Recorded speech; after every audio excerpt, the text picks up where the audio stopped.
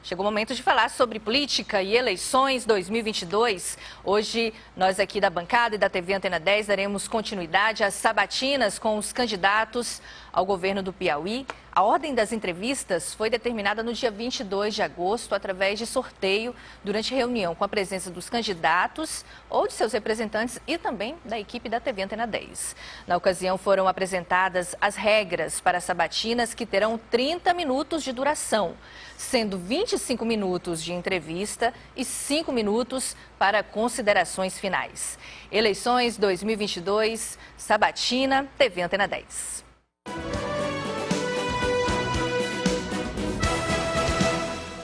Lembrando que a sabatina é transmitida ao vivo também pelo portal a10mais.com.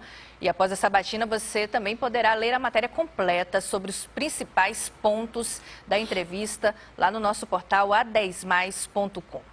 E o sorteado para ser o nosso 8º sabatinado foi o candidato Gustavo Henrique, do Patriota, que já está aqui do nosso lado. Boa tarde, candidato. Antes da gente começar a sabatina, vamos ver um breve currículo do nosso sabatinado de hoje. Acompanhe. Gustavo Henrique iniciou a carreira política nos movimentos estudantis. Exerceu funções públicas, como assessor especial do ex-governador Mão Santa. Foi coordenador de eventos e ações da Secretaria de Justiça, assessor técnico da Sejusp, diretor da CEMEL e diretor da Secretaria de Desenvolvimento Econômico do Estado. É formado em Direito e especialista em marketing político e comercial. É servidor público concursado e candidato ao governo do estado do Piauí. Nós vimos aí um breve currículo do nosso sabatinado de hoje, a quem eu dou boa tarde. E nosso tempo, sabatinado, candidato, começa a contar a partir de agora. Boa tarde para o senhor. Boa tarde a você, Sayuri, Wesley, Beatriz, a todos que fazem os bastidores, a casa, né, a TV Antena 10, ao Ricardo, ao Matheus e, claro, ao diretor-geral, Cláudio Tágera. Candidato, vamos começar a nossa sabatina conversando um pouco sobre a sua dificuldade com os seus candidatos a vice, né? Ainda no início desse processo, o senhor apresentou o nome de um professor de judô, ele teve alguns problemas, saiu, professor de karatê, ele teve alguns problemas e teve que abrir mão da candidatura. Depois teve a vice, né, a professora Jo, que inclusive teve o nome apresentado, depois renunciou.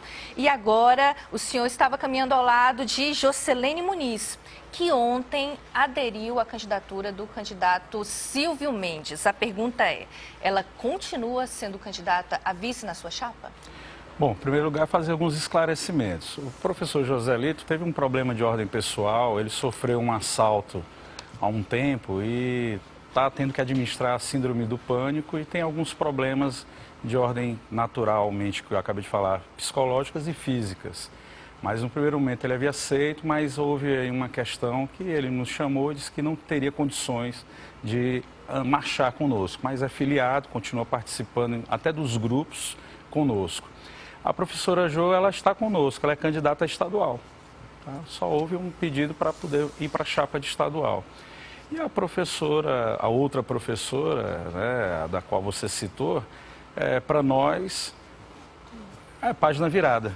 Eu não vou nem perder meu tempo, né? Eu acho que caráter não é para todo mundo, companheirismo, lealdade e gratidão não é para todo mundo. Está a olhos vistos da população, da grande mídia também, os resultados e os reflexos desse tipo de comportamento. Então, vamos seguir em frente. O que o povo do Piauí quer saber são das nossas propostas para o Piauí.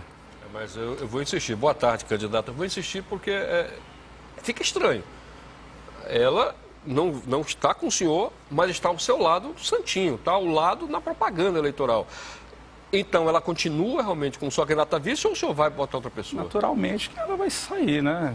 Já decidimos até o nome que vai substituí-la, já foi decidido ontem em reunião. Quem é a pessoa? Entendeu? Não alterou a nossa campanha, o planejamento em absolutamente nada. É o jornalista, colega de vocês, Domingos Bezerra, irmão do saudoso ex-deputado estadual Carlos Augusto de Araújo Lima, um jornalista também. Um homem probo, né? Então, até que se prove o contrário, uma pessoa de uma estirpe extraordinária, escritor, conhecido, né, da classe, conhecido também do grande público, principalmente formador de opinião. Para nós isso é uma página virada. Boa tarde, candidato. Seja bem-vindo à bancada Piauí. A minha pergunta é sobre o fundo eleitoral, porque parece que essa saída dela também tem alguma coisa a ver com isso. Eu escutei o vídeo, assisti o vídeo, mas queria entender melhor. Não vai ter recurso para as chapas majoritárias, só para as chapas proporcionais do partido? Entendam. O fundo eleitoral, ele a rigor, foi criado para prestigiar os grandes partidos. Afinal de contas, eles têm as maiores bancadas. Então, votam, passam o que eles querem e prestigiam-se, né, dentro dessas decisões. Então, o Patriota ele tem um fundo eleitoral a nível nacional que quando você, por exemplo, divide linearmente para todos os estados, isso sem fazer análises estratégicas, fica um recurso quase que irrisório. Então, há que ter que se atentar que existe a cláusula de barreira. Então, o partido nos apoia, a legenda está conosco, embora as tentativas que ocorreram antes da nossa convenção, durante a convenção e pós-convenção de retirar a nossa candidatura, não é? Nós temos aí o apoio firme da nossa nacional, mas não é apoiada pelos recursos, por conta dessa questão estratégica de se tentar cumprir a cláusula de barreira. Então, os únicos que terão algum recurso serão os nossos candidatos a deputado federal. E isso sempre foi colocado de forma transparente para todos os pré-candidatos à época, agora candidatos, e isso vai estar à vista de todos. O sistema Divulga Cand vai mostrar isso. Eu, diferente, eu gosto de política, eu faço política porque entendo que política é missão e não meio de vida, como alguns pensam. Alguns estão aí, às vezes, para oferir vantagens. Eu milito desde os movimentos estudantis, como foi bem apresentado aí, um pouco do meu histórico. Gente, política sempre foi e deverá ser missão e não meio de vida. Vamos falar um pouco agora sobre propostas, candidato, né, a partir da leitura do seu plano de governo. Gostaria de falar um pouco sobre suas propostas em relação à pobreza. Eu tenho um dado aqui que é estarrecedor. Da Fundação Getúlio Vargas, demonstra que quase 46% dos piauienses vivem com menos de R$500 por mês. Então, uma situação de pobreza, extrema pobreza. A gente sabe que superar a miséria não é uma tarefa fácil, mas eu gostaria de saber qual seria a sua primeira atitude em direção à diminuição desses índices, caso o senhor seja eleito. Vou começar logo pelo início, né? Eu sou o único candidato que registrou um plano de governo em cartório, assinei uma cláusula de renúncia de forma antecipada em caso de descumprimento, para nos credibilizar perante o eleitor cético. Nós sabemos que ao final de um processo eleitoral, o eleitor vai votar em alguém. A grande maioria do eleitor, mesmo insatisfeito, achando que o candidato que ele vai votar não vai fazer o que ele espera, mas ele vai votar em alguém. Então eu fiz esse movimento para que o eleitor desacelere um pouco e nos compare com os demais. Eu inclusive desafiei todos em um debate a fazer o mesmo movimento que eu. Qual o problema? Você não tem compromisso com o Estado? Não está imbuído, em tese, pelo menos até que se prove o contrário, de boa fé, querendo resolver os problemas da nossa gente? Por que não faz o mesmo movimento que nós? Agora, dentro desse plano, há a despolitização de algumas áreas, que é a segurança, a saúde e a educação, com a não nomeação de deputados e nem de suplentes para essas áreas. Não é porque não há políticos competentes. A maioria até entende que são competentes. Mas nós precisamos implementar, e aqui nós temos uma jornalista que é especialista na área social, que é a Beatriz, ela vai entender muito bem o que eu vou dizer. Nós precisamos implementar nessas áreas políticas de Estado. Doa quem doer. Mesmo a contragosto do governante, algumas coisas precisam ser executadas para o bem da sociedade como um todo. Como, por exemplo, concurso rotina. Nós temos hoje um déficit na Polícia Militar legal, de uma lei estadual que coloca o efetivo em 11 mil homens e mulheres, mas esse efetivo já está defasado, inclusive. Organismos internacionais e nacionais apontam para 15 mil policiais militares. Então nós precisamos ter um concurso rotina de 3.500 homens e mulheres ano a ano. Como é que nós faremos isso? Nós faremos cortando gastos aonde deve ser cortado. Por exemplo, nós temos órgãos superpostos, secretarias que fazem as mesmas atividades meio. Então nós temos que suprimir algumas áreas para sobrar dinheiro no orçamento e cortar gargalos que são, por exemplo, terceirizados que não são necessários.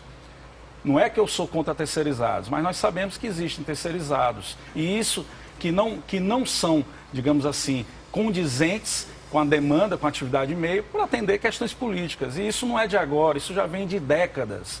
Então nós precisamos fazer isso, adequar. E só não faremos um concurso maior na área por conta da capacidade de formação.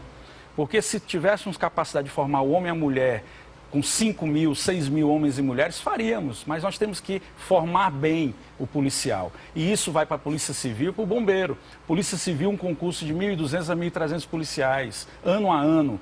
Bombeiro da mesma forma. O bombeiro, eu quero regionalizar o bombeiro, porque a estrutura do bombeiro é muito cara. Muito cara, Sayuri. Então, vamos colocar nas principais cidades e fomentar parceria com os municípios para criar as brigadas de combate, prevenção, incêndio e defesa civil e fomentar também a criação das guardas municipais aonde não tem, para serem parceiros do Estado, onde a Polícia Militar, a Polícia Civil auxiliarão também, como é regra constitucional, a segurança pública. Agora, o ente federado, o município, não pode se furtar a isso. Candidato. Agora, saúde, a mesma coisa. Nós vamos regionalizar e fortalecer a saúde, São Raimundo Nonato, Floriano, aonde tiver regional. Por que o médico de grife não fica numa região como São Raimundo Nonato, um exemplo, ou Floriano? Por quê? Porque a estrutura pública que está lá não atende a contento. Nós sabemos que um médico de grife, ele está na prefeitura, está no Estado e ainda na área privada. Então, se nós tornarmos essas regiões atraentes, nós teremos a fixação do médico e de praticamente todos os profissionais da saúde, fazendo com que esse regionalismo forte faça com que a demanda fique lá, na região dessas regionais, melhorando a regulação do SUS e diminuindo a ambulancioterapia, que é a ida de cidade em cidade, trazendo um problema até descambar a nossa capital. E por questão da educação. Eu não quero ser um governador de inaugurar escolas novas, até porque hoje sou como corrupção, até porque nós temos edifícios escolares por demais. Então, o que eu quero ser um governador de requalificar as mesmas. E não quero ser um governador que vai estar na frente de uma câmera anunciando edital de concurso, porque no nosso governo será a rotina todos os anos o concurso público para as áreas principais, para que nós possamos atender de fato a sociedade, dando inclusive autonomia financeira e administrativa para a Universidade Estadual do Piauí, que é necessário. Candidato, de fato a gente quer aprofundar esses tópicos, né? O senhor falou sobre educação, saúde, segurança e sobre pobreza. Algum programa específico sobre isso? A partir do momento que a gente começa a despolitizar e implantar políticas de Estado, por gravidade as outras áreas vêm conexas. Então, nós temos uma Secretaria de Assistência Social, uma secretaria que tem uma história, principalmente de passagem ao longo de várias décadas das primeiras damas, não é? Depois foi mudada a nomenclatura, foi colocado e retirado atribuições nesse órgão. Então, o que nós queremos é fazer uma busca ativa para que nós possamos acompanhar as famílias que estão em deterioração, justamente pela questão econômica. Um filho que não tem espelho, que não é o pai nem a mãe, naturalmente vai ser cooptado pelo mundo do crime. E nós vemos aí o crescimento das facções. As facções que nasceram de forma até rudimentar, às vezes até numa conversa, uma brincadeira em mesa de bar, e foram ganhando força por conta do não atendimento social nessas questões da base familiar. Como vamos fazer também isso? Associando a nossa política que está dentro do plano de governo à questão do pequeno e médio empreendedor. Nós vamos educar o pequeno e médio empreendedor, se assim ele o quiser, com a educação financeira e planejamento organizacional. E vamos abrir o Banco Popular, um banco para financiar inclusive alguns tipos de negativado, porque nós sabemos que existem alguns negativados de boa fé que tentaram de uma forma ou de outra seu negócio e por erro do acaso tiveram as portas fechadas. Então, nós vamos estar apoiando fortemente o pequeno e médio empreendedor. Isso vale para a agricultura familiar. E o agronegócio, que é forte, pujante, que o dólar que entra, que não fica no Piauí, nós vamos chamar esses do agronegócio para serem parceiros de verdade, para atrairmos indústrias, para beneficiar parte do que é produzido no Piauí, essa riqueza, para assim gerar empregos, divisa para o nosso estado, ficar alguma coisa no Piauí de fato, porque o que nós vemos hoje é a nossa riqueza indo embora, mas o que vem, capital, não é investido no Piauí. Boa tarde, bem-vindo de novo. Boa tarde, Wesley. Deixa eu lhe fazer uma pergunta. Até duas. Três. Eu tenho três aqui mesmo, posso até fazer, se der tempo. Vamos lá. No seu plano de governo, o senhor tem uma palavra que eu gostaria que o senhor pudesse explicar. Salário emocional. O que seria isso, por favor? Vamos lá. O cidadão, o servidor público, quando recebe seu salário, não é? Ele já praticamente entrega, não é? Por conta de uma falta de planejamento de políticas de Estado na recomposição, não só salarial, mas o ganho real. Nós vamos, e aqui eu vou dizer, vocês serão a segunda ou terceira emissora, nós vamos trabalhar a isonomia entre os poderes salarial. Existem pessoas do Estado que têm a mesma atividade no Poder Judiciário ou no Poder Legislativo e a disparidade salarial é muito grande. Lembrando que quem arrecada para esses órgãos, para esses poderes, poderem executar seus orçamentos é o Poder Executivo. Então, já não é novidade esse sentimento da isonomia salarial entre os poderes. Nós vamos trabalhar isso de forma forte. Isso é uma ação constitucional, onde nós teremos que trazer os próprios deputados para que venham se discutir isso. Claro que não dá para ser implementada essa isonomia de forma imediata. Isso vai ter que ser paulatino ou, quem sabe, dos novos servidores, tanto do Poder Executivo, do Poder Judiciário e do Poder Legislativo. Não dá para se admitir, por exemplo, Wesley, nada, e não é um demérito ao motorista, pelo contrário, eu acho que todo mundo deve ganhar bem. Mas não dá para se admitir um motorista, por exemplo, da fazenda, ganhar 6, 7, 8 vezes mais do que um professor. Não é? Então tem que ter uma equitatividade, tem que ter uma solução para esse tipo de disparidade. E isso se faz com justiça, agora, discutindo. Eu quero ser um governador transparente, sentar à mesa com todos os servidores, mostrar o que se tem e o que se pode fazer. Não vou fechar a porta, falar com a comissão, não, vamos jogar aberto. Lembrando que ninguém ganha tudo da forma desejada. Queria eu mesmo, pessoalmente, ter tudo que eu desejo, não é? Mas não dá. Então a gente tem que ser concessivo e trabalhar. Eu acho estranho, se permito aqui, acho estranho o seguinte, salvo engano, aqui eu estou falando, salvo engano, a folha de pagamento, por exemplo, do judiciário é arcado pelo próprio judiciário. Como é que o senhor vai mexer numa folha de pagamento que não é do Estado? Não, presta atenção. O ordenamento é constitucional. Está na Constituição estadual. Você propôs, o Poder Executivo propõe reformas. Né? Então nós vamos, de forma madura, civilizada, ninguém vai mexer no salário do servidor do Judiciário, não. Nós vamos trabalhar a isonomia. E essa isonomia tem que ter... Reclamar, né? Você deu a senha, nós temos que trabalhar a isonomia. Quem que não quer ganhar mais? Agora nós temos que também dar alguns pesos e contrapesos para que essa isonomia seja plena. Então vamos trabalhar a justiça salarial no Estado de uma maneira geral. E eu tenho certeza que os dirigentes dos poderes sabem bem do que eu quero dizer. Ninguém vai mexer no salário de ninguém, rapaz. Principalmente em direitos adquiridos. É contra a lei. Agora nós vamos trabalhar a isonomia para que a gente possa ter um Estado mais justo. Perfeito. Candidato, agora eu vou falar sobre educação, uma pergunta que eu já fiz a outros candidatos. Imagino que muito pai e muita mãe estão preocupados com a recuperação da educação. Por que eu estou falando isso? Tivemos 2 longos e duros anos de pandemia. Os especialistas dizem que nós retrocedemos uma década em termos de indicadores educacionais. Enquanto governador, se eleito, o que o senhor pretende fazer em relação a isso? Bom, como eu falei, dentro das nossas políticas públicas a serem implementadas na educação, que será de Estado, a não nomeação de um deputado e nem suplente, eu quero requalificar as escolas. Por exemplo, o precatório. Esse recurso vultoso poderia ter sido feito, por exemplo, a requalificação das edificações escolares já existentes, com energia solar, laboratórios de informática, pesquisa, melhorar a questão da salubridade, isso melhora a autoestima de qualquer pessoa, desde o cidadão que não está a estudar, ao entrar numa escola, do que eu imagino que poderá ser num governo nosso, ao estudante, ao professor. Então, nós precisamos fazer com que a escola ela seja plenamente a segunda casa do estudante e a segunda casa do servidor. Então, nós poderemos ter um ganho mais rápido em relação a essas questões, conversando, trazendo o professorado para discutir, ouvir as sugestões, o que for bom nós iremos implementar. É claro que nós vamos ouvir a todos, desde o estudante, aos pais e os professores.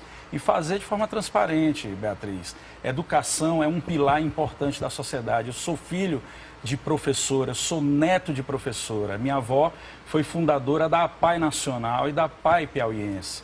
A sede, o edifício sede da APAE aqui em Teresina leva o nome dela, professora Cristina Leite.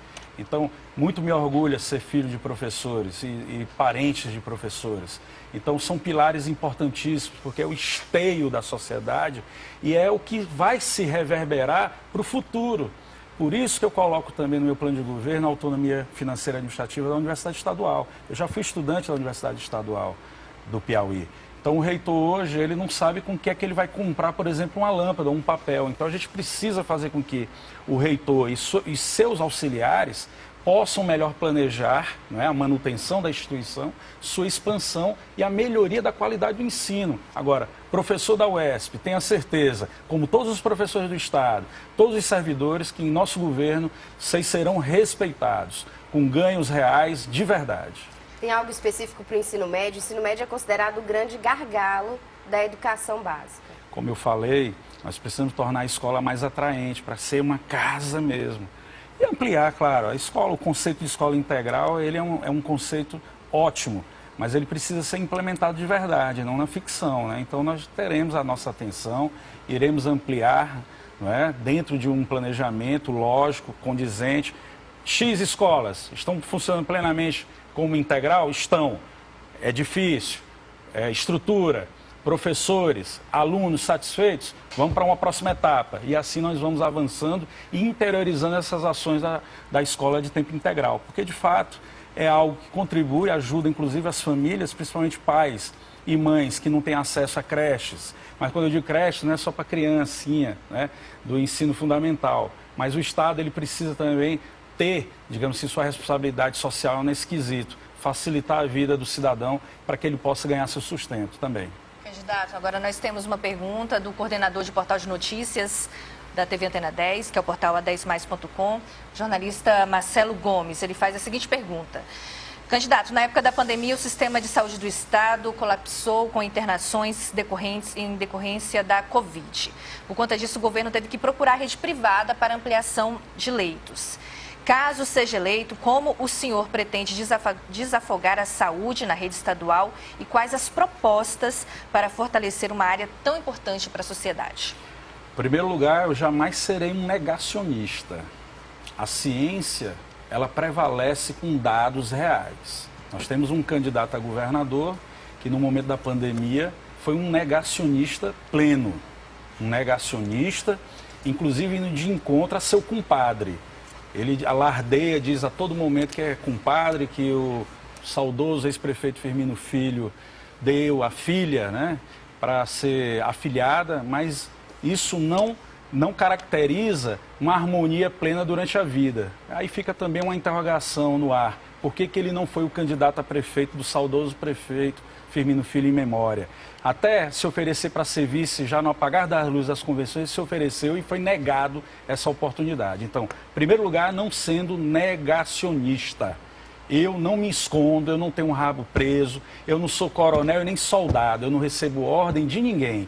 A candidatura do Gustavo, 51, é independente. Aí, nessa questão da pandemia, se viermos enfrentar, tomara Deus que não, enfrentarmos um outro processo de uma pandemia, nós teremos que estar preparados. E a história nos ensinou.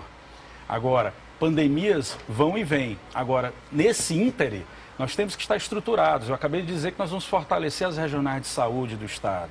E nesse TOAR, naturalmente, tem que se ter um plano, não é, de contingência. E esse plano passa por uma execução forte de planejamento. Vou dar aqui um exemplo. As farmácias de dispensação de medicamentos excepcionais. No meu governo, não irei aceitar, em hipótese alguma, que o cidadão que está cadastrado, que rotineiramente vai pegar seu medicamento, bata a porta e o atendente diga, não tem o medicamento.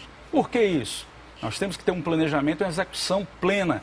O medicamento está acabando, já tem que estar comprado para que o estoque sempre tenhamos dentro da margem de segurança para o atendimento de todos, para dar cumprimento que a lei manda, é o mínimo. Então, o enfrentamento de uma pandemia, nós temos que ter um plano de contingência, passando pelo melhor aparelhamento das nossas estruturas de saúde, fazendo com que os profissionais da saúde fixem-se mais no interior, que eles se sintam abraçados até para cumprir a sua atividade privada. Porque se nós temos uma estrutura boa no interior, quem é que não vai querer trabalhar em outras áreas? Verdade. E naturalmente, como eu falei, vai melhorar a regulação do SUS, não vai ficar essa sobrecarga em nossa capital. Candidato.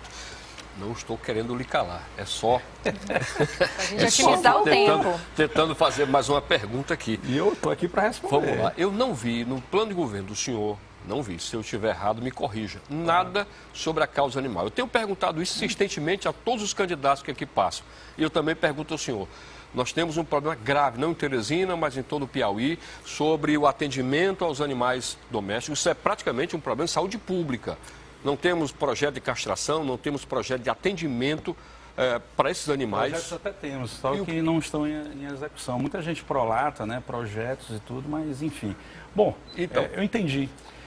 Em primeiro lugar, o Patriota tem um grande expoente, deputado Fred Costa, lá de Minas Gerais, que é candidato à reeleição, foi cotado para ser vice do Zema, até para ser candidato a senador, mas recusou o convite para fortalecer o partido e está na reeleição. É um dos fundadores do partido.